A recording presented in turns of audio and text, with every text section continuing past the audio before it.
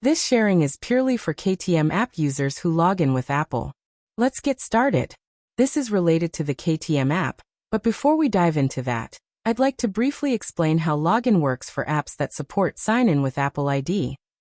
Whenever we download a new app, we are often given multiple login options such as sign in with Apple, Google, Facebook, and email. Today, I'd like to focus on the experience of using sign in with Apple. When we choose this option, we're asked whether to share our real email address or hide my email that uses a randomly generated one by Apple. This is part of Apple's Hide My Email feature, which creates a unique, random address that forwards to your personal email. This helps you sign up for services without exposing your real email address.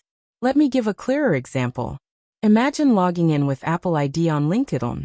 Apple gives you the option to hide your email.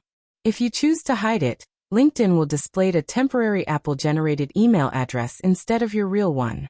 If LinkedIn sent out email to the temporary Apple-generated email address, and we will able to receive it in the real one email address.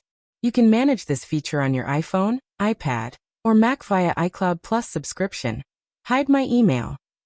Or go to Settings, your name, Sign in with Apple. It will list out all the apps using Sign in with Apple and the emails used. Now let's talk about my KTM app experience. I downloaded the KTM app using Apple Login and bought a KTM ticket in February 2025.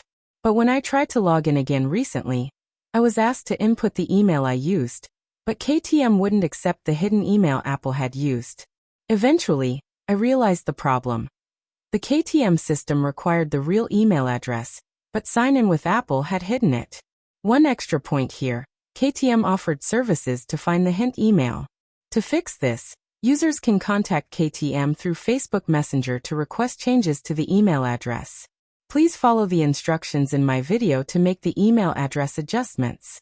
Well, that's my little story, and I truly hope it helps anyone facing a similar challenge. That if you found this useful, don't forget to subscribe to Life Ease for more tips to make everyday life a little smoother. Thanks so much for watching, and I'll see you in the next video.